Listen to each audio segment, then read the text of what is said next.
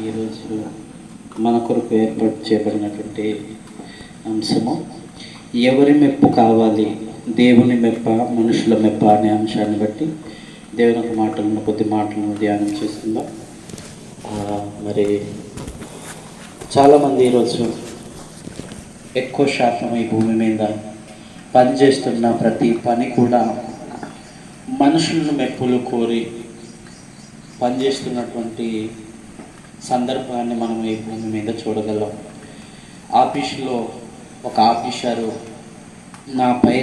నాపై ఉన్నటువంటి ఆఫీసర్ మెచ్చుకోవాలని, లేదనుకుంటే నా తోటి ఉద్యోగులు మెచ్చుకోవాలని, వారి మెప్పును కోరి ఈ భూమి మీద ఎక్కడ ఎవరు పనిచేసిన కార్మికుడు కానీ, కర్షకుడు కానీ, ధనవంతుడు కానీ, ఉన్నవాడు కానీ, లేనివాడు కానీ ఎవ్వరు పనిచేస్తున్నా సరే తన పై అధికారి మెచ్చుకోవాలి అనేటటువంటి ఆలోచనతో, వారిని మెప్పించాలి అనేటటువంటి ఆలోచనతో ఈ భూమి మీద ఎంతోమంది పనిచేస్తూ ఉంటారు.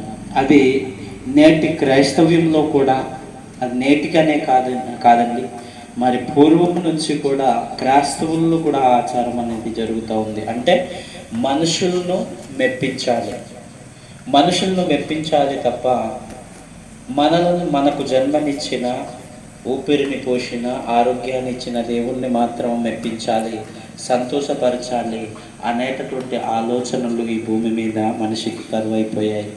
కనుక ప్రియమైన దేవుని వల్లారా, అందుకనే ఎవరిని సంతోష పెట్టాలో అనే విషయాన్ని మర్చిపోయి నా పై అధికారిని నేను సంతోష పెట్టాలి, లేదా కుటుంబ యజమానుడైతే నా కుటుంబాన్ని సంతోషపరచాలి, లేదా భార్య అయితే భర్తను సంతోషపరచాలి, భర్త అయితే భార్యను సంతోషపరచాలి అనేటటువంటి ఈ లోక సంబంధమైన ఆలోచనల్లోనే బ్రతుకుతున్నారే తప్పితే నన్ను పంపిన దేవుణ్ణి, నాకు జన్మనిచ్చిన దేవుణ్ణి సంతోషపెట్టాలి, ఆయన మెప్పు కోరి నేను ఈ భూమి మీదకి పనిచేయాలి అనేటటువంటి ఆలోచన మాత్రం మనిషికి కరువైపోయింది. కనుక ఈ యొక్క ఆలోచన ఎప్పటిది అని అంటే, ప్రియమైన దేవుని వల్లారా, ప్రారంభము నుండే ఉన్నటువంటి విషయం. కనుక అందుకనే ప్రసంగి గ్రంథంలో ఒక మాట అంటుంటాడు, 1:9-10 ఇక ఈ భూమి మీద మునుపు ఉండినదే ఇక ఉండబోవునది అని. అంటే మొదటి నుంచి కూడా మనిషి కోరుకుంటున్నటువంటి కోరిక ఎలాంటిదట, ప్రారంభము నుంచి కూడా తన కన్న తండ్రి అయినటువంటి దేవుణ్ణి మెప్పించాలి, ఆయన్ను సంతోషపరచాలి అనేటటువంటి ఆలోచన మనుషులో లేదు. కానీ ఎవరిని మెప్పించాలి అంటే ఈ భూమి మీద ఉన్న మనుషుల్ని మెప్పించాలి, వారు మెప్పు పొందాలి, వారి ఘనత పొందాలి. అంటే ఎన్నో బహుమానాల కోసం వాళ్ళు మెచ్చుకుంటే, వాళ్ళ మెప్పు పొందితే ఏమొస్తుంది? నాయకులైతే అధికారం వస్తుంది, నాయకులు వెంట నాయకులను మెప్పి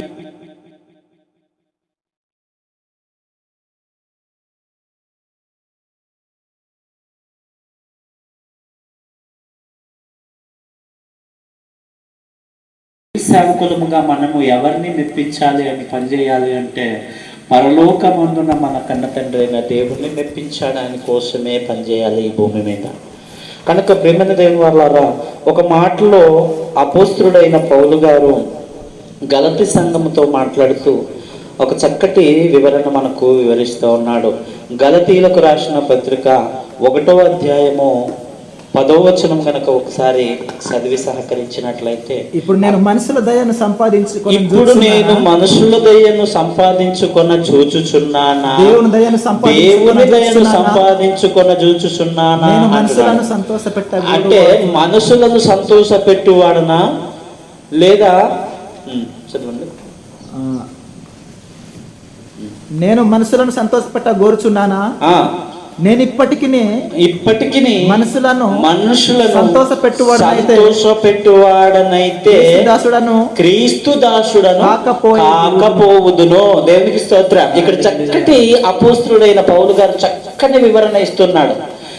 ఏమని అంటే, నేను మనుషుల దయను కోరేవాడనా, దేవుని దయను కోరేవాడిని. అంటే మనుషుల దయనైతే ఇప్పటి వరకు నేను ఎప్పుడు కోరలేదు. అంటే మనుషులు మెప్పును గనక, మనుషులు మెచ్చుకోవాలని కానీ, మనుషులు నాకు దయ చూపించాలని కానీ ఈ భూమి మీద పనిచేసిన సందర్భాలు ఇప్పటి వరకు లేనే లేదు. ఒకవేళ అలా నేను మనుషులు మెప్పును కోరిన వాడనైతే, నేను మనుషుల మెప్పును ఒకవేళ కోరిన వాడనైతే నేను క్రీస్తు దాసుడను కాను అంటున్నాను. కనుక ప్రేమైన దేవుని వాళ్ళారా, ఇప్పుడు అపోస్తుడైన పౌలు గారు ఎవరి మెప్పును కోరుకోవాలి చెప్పండి? ఎవరి మెప్పును కోరుకోవాలి? మనుషుల మెప్పును కోరుకోవాలా? మనుషుల నుంచి వచ్చే దయను కోరుకోవాలా? మనుషుల నుంచి వచ్చే బహుమానాలను కోరుకోవాలా? ఎవరి దయను కోరుకోవాలని చెప్పండి. ప్రియమైన దేవుని వాళ్ళారా, ఆనాడు సేవ చేస్తూ సేవ పరిచర్యలో ఆయన అంటున్నటువంటి మాట ఏంటంటే, నేను ఎప్పుడు కూడా మనుషులు దయను కోరుకునేవాడను కాను. ఒకవేళ మనుషులు దయను కోరుకునేవాడినైతే క్రీస్తు దాసుడను కాను. అంటే దాసుడు అంటే ఎవరు? పనివాడు కదండి. పనివాడు అంటే సేవకుడు. అంటే క్రీస్తు పనిలో ఉన్నటువంటి క్రీస్తు పనివాడు. అపోస్తుడైన పౌలు గారు అక్కడ చక్కటి మాట చెప్తూ ఏమంటున్నాడంటే, నేను మనుషులను, ఈరోజు చాలా సంఘాల్లో చాలామంది సేవకులు కూడా ఏం చేస్తూ ఉంటారంటే, సేవకులు కానీ విశ్వాసులు కానీ విశ్వాసులైనా కానీ లోకస్తులైనా కూడా, ఈవెన్ లోకస్తులు కూడా ఎవరి దయను కోరుకుంటూ ఉన్నారంటే, ప్రేమైన దేవుని వాళ్ళారా, మనుషుల దయనే, మనుషుల మెప్పునే కోరుకుంటున్నారు. దేవుని సేవకులముగా మనము సంఘములో సంఘ సభ్యుల మెప్పు కొరకు కానీ, సంఘ విశ్వాసుల మెప్పు కొరకు కానీ మనము ఈ భూమి మీద పని చేయకూడదు. అలా చేస్తే మనము క్రీస్తు దాసులము కాదు, క్రీస్తు పనివారము కాదు అని అపోస్తుడైన పౌలు గారు మనతో చెప్తున్నాడు. కనుక ప్రియమైన దేవుని వాళ్ళారా, మనుషులను సంతోష పెడితే, చాలా మంది అనుకుంటున్నది ఏంటంటే, మనుషులను కనుక సంతోష పెడితే తిరిగి నేను బహుమానాన్ని పొందుకోవచ్చు లేదా ప్రమోషన్లు పొందుకోవచ్చు అనేటటువంటి ఆలోచనతో ఏం చేస్తూ ఉన్నారంటే, మనుషులను మెప్పించే పనిలో ఉన్నారు. మనుషుల దయను కోరుకునేటటువంటి పనిలో ఈ భూమి మీద బ్రతుకుతూ ఉన్నారు. చాలామంది, చాలా సేవకులు ఇప్పుడు దాకా కూడా చూసుకొని వచ్చినా సరే, సేవకులు కానీ విశ్వాసులు కానీ ఎవరైనా సరే మనుషుల మెప్పును ఎప్పుడు కోరుకోకూడదు. చాలామంది మనుషుల మెప్పును కోరి ప్రసంగాలు చేస్తూ ఉంటాం.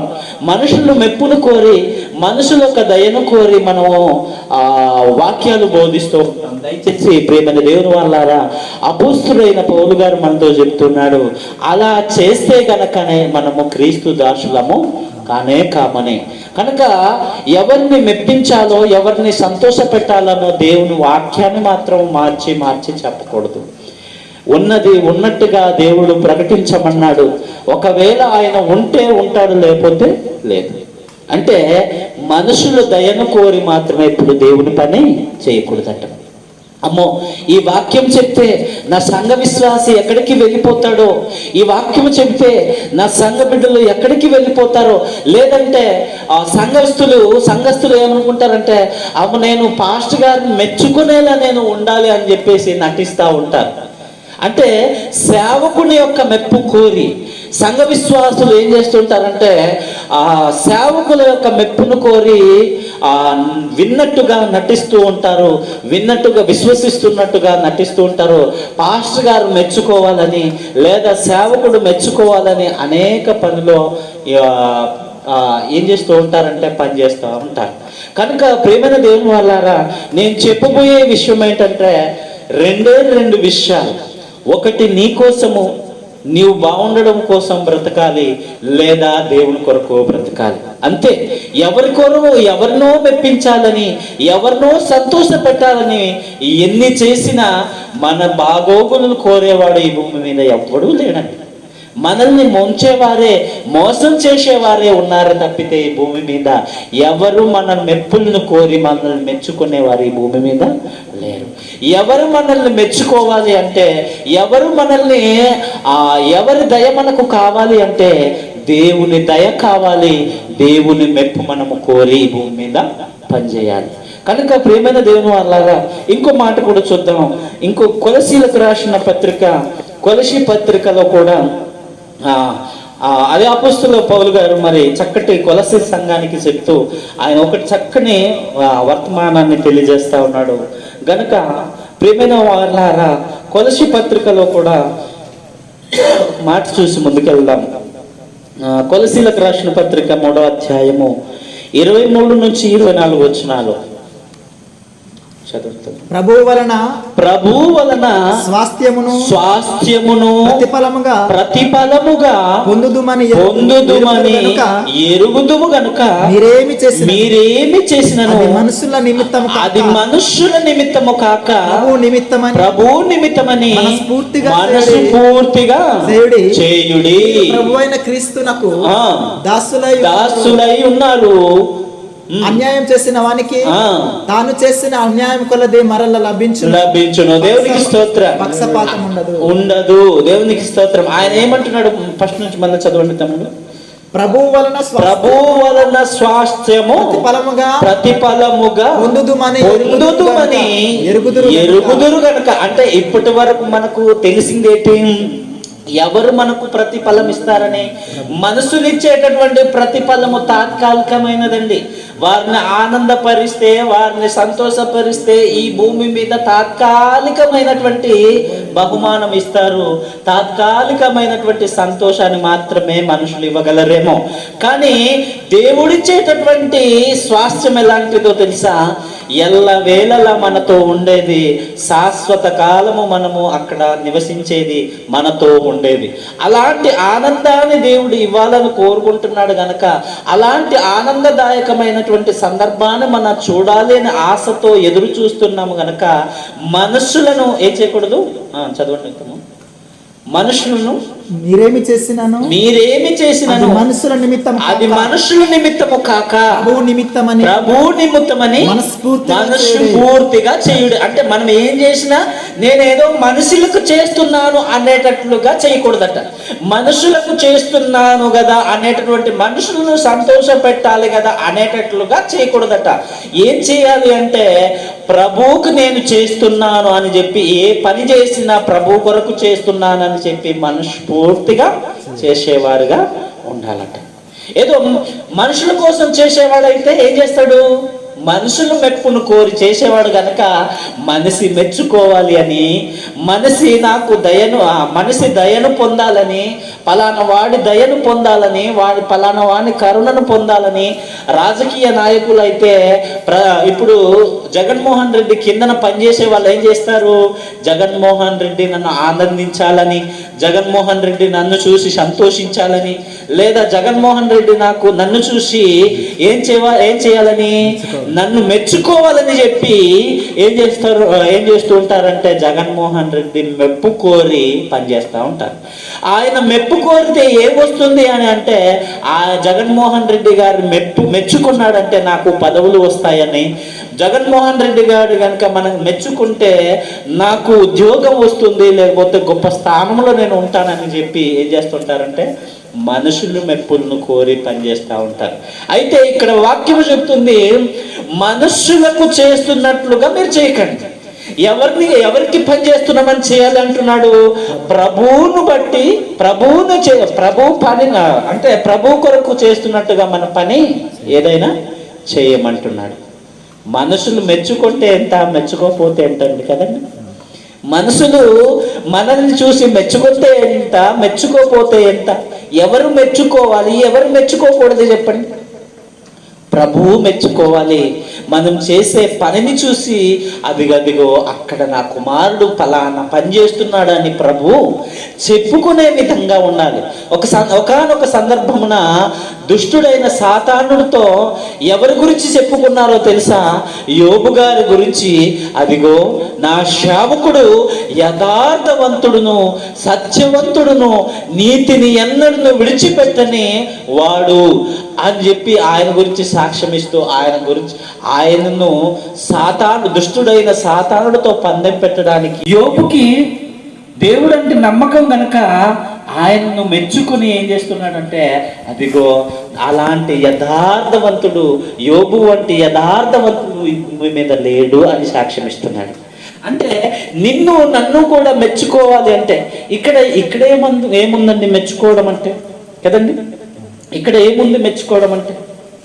కనుక ప్రియమైన దేవుని వారి ద్వారా మెచ్చుకోవాలి అంటే దేవుడు మెచ్చుకోవాలి. దేవుడు మెచ్చుకుంటే ఎలా ఉంటుందో అన్న విషయాలను కూడా మరి మాటల ద్వారా తెలియజేస్తూ ఉన్నాడు. కనుక ప్రియమైన దేవుని వారి ద్వారా ఇంకో మాట చూసి, మరి ప్రసంగం చాలా పెద్దదైనప్పటికీ కూడా కుదించి చెప్పేస్తున్నాను. మరి సమయం లేదు అంటే మరి తక్కువ మంది కనుక వీలుంటే ఎప్పుడైతే నేర్చుకుందాం. సమయం కూడా లేదు కనుక తెస్సలోనికి రాసిన పత్రికలో ఒక మాట చూద్దాం. తెస్సలోనికి రాసిన పత్రికలో కూడా తెస్సలోనికి రాసిన పత్రిక 2వ అధ్యాయము 4 నుంచి 6 వచనాలు, 4వ అధ్యాయము కూడా ఒకసారి చూద్దాం. తెస్సలోనికి రాసిన మొదటి పత్రిక 2వ అధ్యాయము 4వ వచనం. సువార్తను మాకు అప్పగించుటకు యోగ్యులమని దేవుని వలన ఎంచబడిన వారమై మనుషులను సంతోష పెట్టవలనని కాక మన హృదయములను పరీక్షించు దేవుని సంతోష పెట్టువారమై బోధించుచున్నాము. దేవునికి స్తోత్రం. ఈ రోజుల్లో బోధలు కూడా ఎలా మారిపోయాయంటే కదండి, మనుషులను సంతోషపరిచేటటువంటి బోధలు అయిపోయాయండి. కనుక ప్రియమైన దేవుని వాళ్ళారా, మనం ఏదో సంఘస్థులు బాధపడతాడనో, లేకపోతే విశ్వాసి బాధపడతాడనో, లేకపోతే సేవకుడు బాధపడతాడనో, లేకపోతే ఎవరు బాధపడతారనో, ఎవరు మెచ్చుకోవాలనో అటువంటి దేవుని పని చేయకూడదండి. అపోస్తుడైన పౌలు గారు ఇక్కడ అంటున్నారు కదా, ఏమని? మాకు అప్పగింపబడినటువంటి సువార్త, చదవండి. సువార్తను మాకు అప్పగించుటకు యోగ్యులమని దేవుని వలన ఎంచబడిన వారమై. ఎవరి వలన ఎంచబడిన వారము మనము? దేవుని వలన. దేవుని ఒక పనిని చేయడానికి, దేవుని ఒక సువార్తను చేయడానికి దేవుని వలన మనము ఏం చేయబడిన వారము? ఎంచబడిన వారం అండి. మనుషులు మనల్ని ఎవరో పలానా పాస్టర్ గారు అంటే సరిపోతారు, పలానా సేవకుడు అంటే సరిపోతారు, లేదంటే పలానా నాయకుడు అంటే మాకు సరిపోతారని మనుషుల ద్వారా ఎంచబడినటువంటి వారం అయితే మనము కాదు. కనుక మనుషులను సంతోష పెట్టేటటువంటి దేవుని వాక్యాన్ని ప్రకటించకూడదు. అంటే ఆనాడు ఆది అపోస్తులైన పౌలు గారు ఏం చెప్తున్నారు అంటే, నేను దేవుని వలన నాకు స్వార్థ అప్పగింపబడింది అంటే ఎవరి వలన అప్పగింపబడింది ఈ పని అని చెప్తున్నాడు అంటే, దేవుని వలనే నాకు అప్పగింపబడింది కనుక నేను మనుషులను సంతోష పెట్టేటటువంటి కార్యములు ఎప్పుడూ చేయను. కింద మాటలు, మనుషులను సంతోషపెట్టు. చదవండి. మీరెరిగి ఉన్నట్టు మేము ఇచ్చకపు మాటలనైనను ధనాపేక్షను కప్పిపెట్టు వినియోగింపలేదు. ఇందుకు దేవుడే సాక్షి. మరియు మేము క్రీస్తు యొక్క అపోస్తులమై ఉన్నందున అధికారము చేయుటకు సమర్థులమై ఉండి వలననే గాని ఇతరుల వలనే గాని మనుషుల వలన కలుగు ఘనతను మేము కోరలేదు. ఇదంటే విషయం. కనుక మనము ఏం చేయకూడదంటే మనుషుల వలన వచ్చే ఘనత కోరేవారముగా ఉండకూడదు. మనుషుల వలన వచ్చే ఘనత ఏముందండి? మహా అయితే తాత్కాలికమైన 60-70 సంవత్సరాల జీవిత కాలంలో ఉంటదేమో.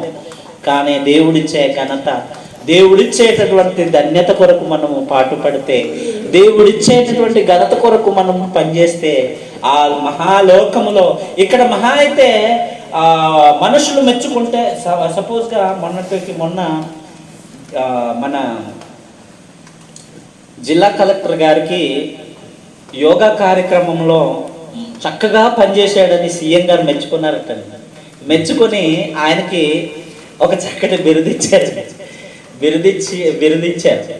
అంటే ఇలాగా ఈ భూమి మీద ఇచ్చేటువంటి బిరుదు, లేకపోతే ఈ భూమి మీద ఇచ్చేటటువంటి బహుమానము ఎంతమంది మధ్య ఇచ్చాడు? మహా అయితే ఒక 1000 మంది, 2000 మంది, లేదా 2 లక్షల మంది అనుకుందాం. అంతమంది మధ్య చప్పట్లతో, జయధ్వనులతో ఆర్తనాద అంటే జయధ్వనులతో చప్పట్ల మధ్య ఆ బిరుదును పొందుకున్నాడు. అయితే మన దేవుడు ఎక్కడిస్తాడో తెలుసా? పరలోకములో కోటాను కోట్ల దూతల మధ్య కదండి, కోటాను కోట్ల దూతల మధ్య వేలాది, అంటే ఇప్పటి వరకు ఆదాము మొదలుకొని యేసుక్రీస్తు వరకు, యేసుక్రీస్తు మొదలుకొని ఇప్పటి వరకు చనిపోతున్నటువంటి, చనిపోయి మృతులై లేచినటువంటి ఆత్మల మధ్య నిన్ను ప్రత్యేకంగా పిలిచి అక్కడ ఇచ్చాడు అనుకోండి, ఆ బహుమానం ఎంత బాగుంటుందో కదా. దేవునికి స్తోత్రం. ఆ బహుమానం ఎంత బాగుంటుంది అంటే, అంత వేల కోటాను కోట్ల దేవదూతల మధ్య, కోటాను కోట్ల ఆత్మల మధ్య నిన్ను ప్రత్యేకించి ముందుకు పిలిచి ఆ బహుమానాన్ని ఇస్తే ఎంత బాగుంటుందో కదా. అందుకు కదా పని చేయాలి, అందుకు కదా దేవుడు మెచ్చుకునే విధంగా, దేవుని మెప్పుకొని, దేవుడు ఎవరు నన్ను చూస్తే ఎంత, చూడకపోతే ఎంత, ఎవరు నన్ను పట్టించుకుంటే ఎంత, పట్టించుకోకపోతే ఎంత అని నన్ను ప్రభు చూస్తున్నాడా లేదా, ప్రభు నన్ను మెచ్చుకుంటున్నాడా లేదా, ప్రభు దయను నేను పొందుతున్నానా లేదా అనేటటువంటి ఆలోచన మాత్రమే మన జీవితంలో ఉండాలి. అలా మాత్రమే మనం బ్రతకాలి. అలా బ్రతికిన నాడు చూడండి, ఒక 2 మాటలు చూసి ముగించేసుకుందాం. ఆయన ఏమంటున్నాడంటే, యేసుక్రీస్తు వారు ఒక చక్కటి మాటలు మనకు తెలియజేస్తూ ఉన్నాడు. మత్తయి రాసిన సువార్త 1వ అధ్యాయము 6వ అధ్యాయం 1వ వచనం అండి.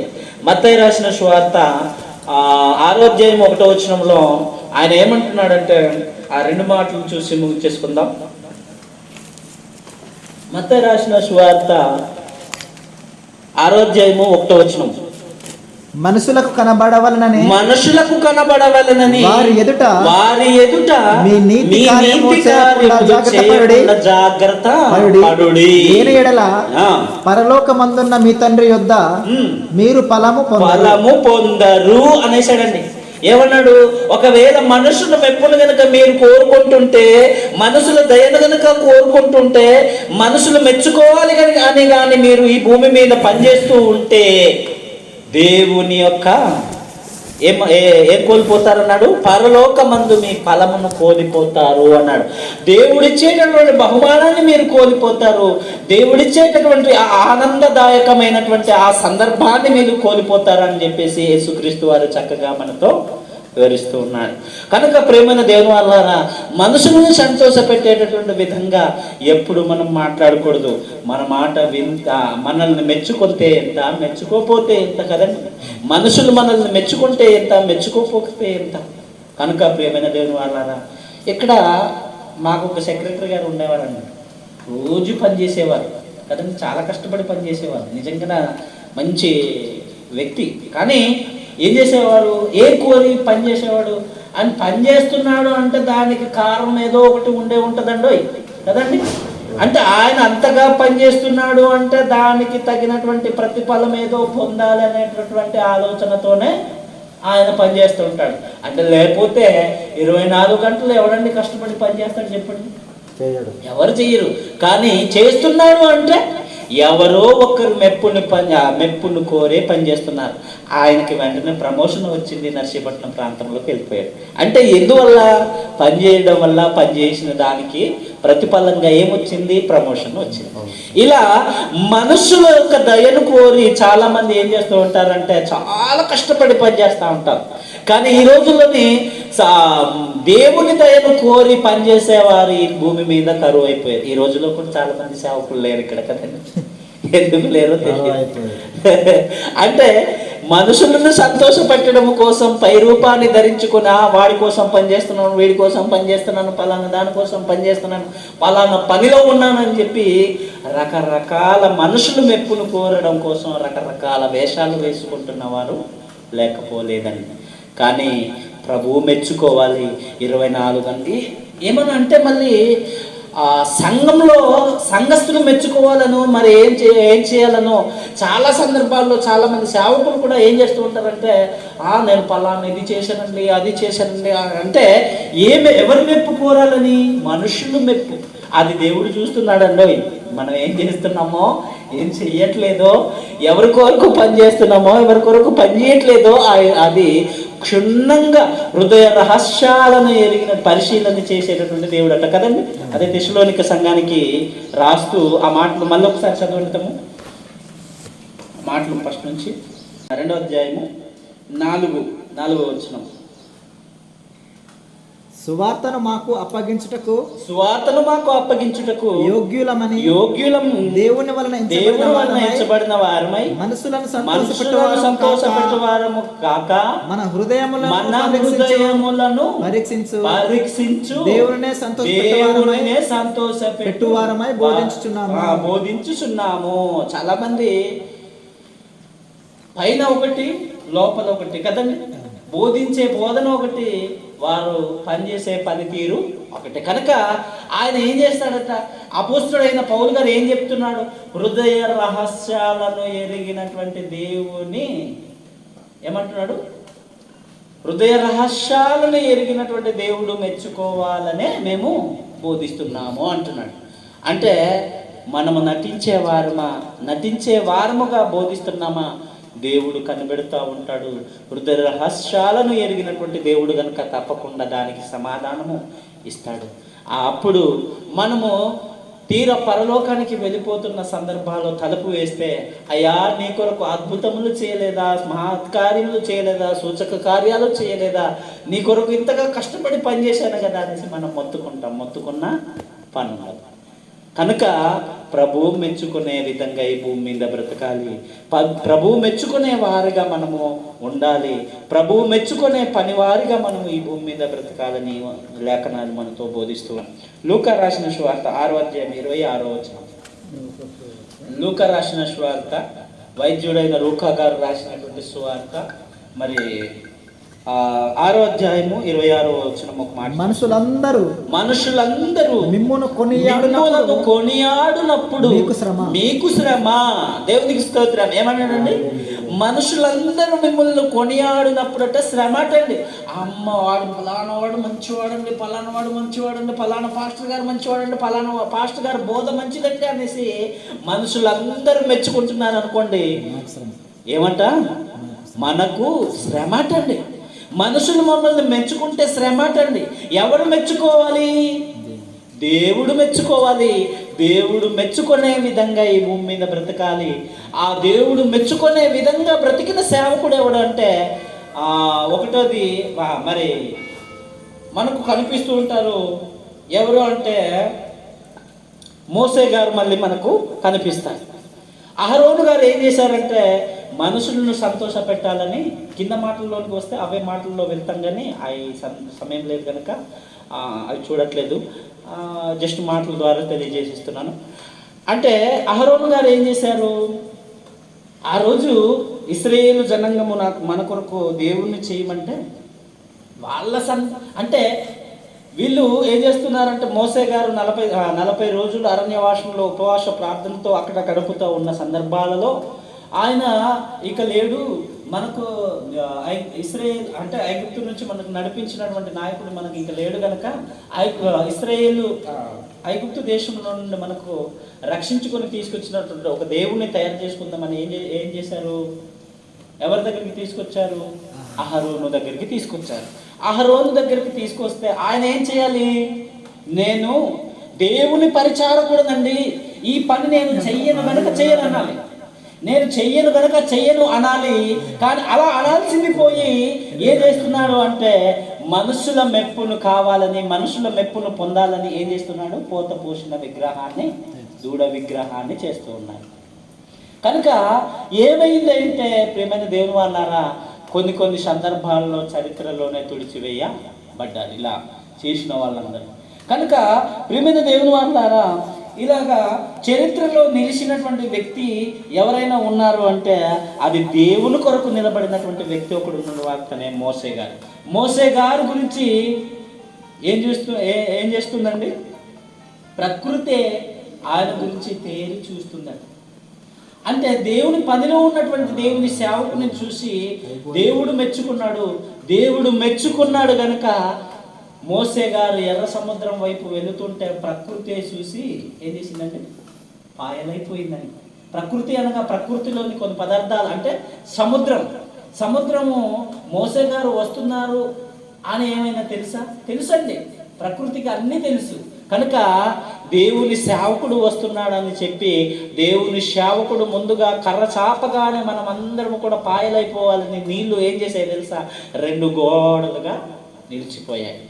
అంటే ప్రభువు మెచ్చుకునేటటువంటి సేవకునిగా, ప్రభువు మెచ్చుకునేటటువంటి విశ్వాసిగా, ప్రభువు మెచ్చుకునేటటువంటి స్వార్థకులుగా, సంఘ పెద్దలుగా, సేవకులుగా మనమందరము కూడా ఉందాము.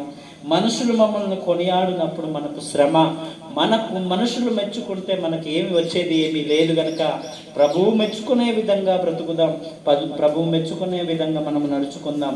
అట్టి రీతిగా మనమందరము కూడా ఈ భూమి మీద బ్రతకాలని కోరుకుంటూ ఇచ్చిన మాటలను కడుతూ ముగించుకుంటూ సెలవు తీసుకుంటూ ఉన్నాం.